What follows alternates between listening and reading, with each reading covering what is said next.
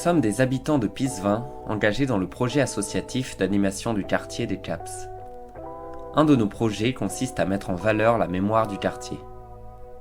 Pour ce faire, nous sommes allés à la rencontre de nos voisins, afin de partager des moments avec eux, de leur faire raconter leurs histoires, et aussi de leur permettre de dire ce qu'ils ont sur le cœur. Ce sont ces dires, ces moments et ces histoires que nous voulions vous faire écouter.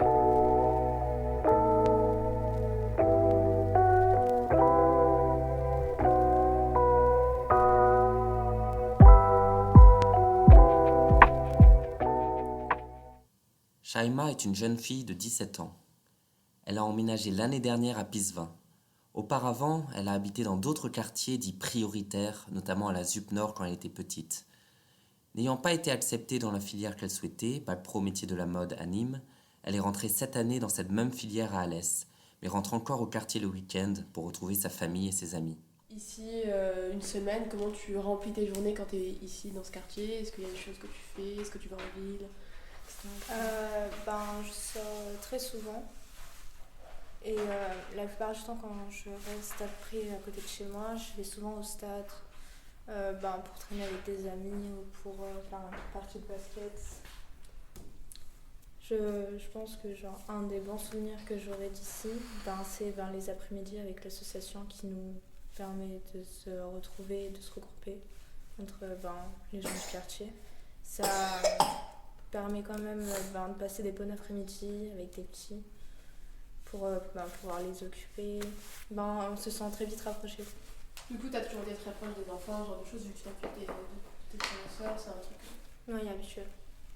Et tu penses que dans le quartier, il y a une bonne entraide entre les voisins, les personnes, pour s'occuper des enfants, pour s'occuper, ou est-ce que c'est chacun plutôt Non, j'avais remarqué la plupart du temps quand je déposais mes petits frères à l'école ou que je les sortais, qu'il y avait beaucoup de mères qui confiaient leurs enfants à d'autres mères, en mode détournante, en mode chacun va déposer un jour tous les enfants pour éviter. En mode il y a beaucoup d'entraide au niveau des enfants pour les garder ou les récupérer de l'école. Et je vois souvent plusieurs femmes se regrouper, discuter, tout ça, s'entraider. Et tu dirais qu'il y a des activités culturelles qui sont assez présentes dans le quartier? Il y a assez de choses à faire, ou est-ce que pour toi il faudrait que ça évolue aussi de ce côté-là? Non, je pense que ça devrait évoluer de ce côté-là aussi, surtout chez les jeunes ados et les adolescents, que ça les occupe quand ils ont du temps libre, pour éviter qu'ils fassent des conneries à côté ou quoi. Parce que je me rappelle quand j'étais plus petite, quand j'habitais à Lyon, ils faisaient ça.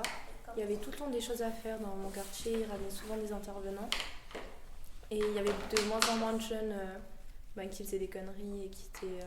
Parce que là, les ados, ils s'ennuient un peu la plupart du temps, ou est-ce que... ils occupent comment leur journée s'il y a rien à faire?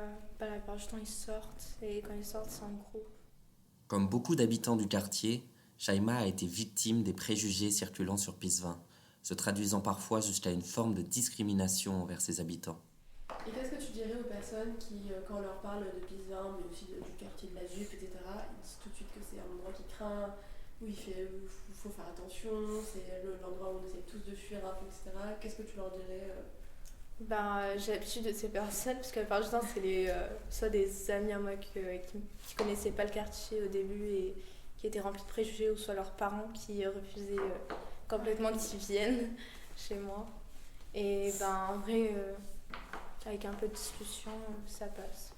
Tout bête, mais je pense que c'est la première fois que une de mes meilleures amies est venue chez moi et qui a dû passer par le quartier. Et c'est le genre de fille qui vit en village, qui n'a pas l'habitude des bâtiments ou des cités. Et donc elle est venue avec plein de préjugés et tout.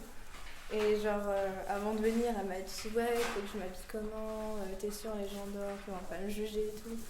Et je lui ai dit en vrai, tant que t'assumes qui t'es, tu t'en fous des autres et tu peux marcher tout droit, personne ne dira rien, personne fera rien. Et après elle est venue chez moi et tout.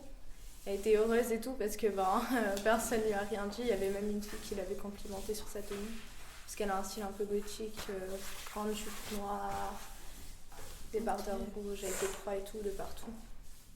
Shaima présente la même approche que beaucoup d'autres habitants et habitantes du quartier.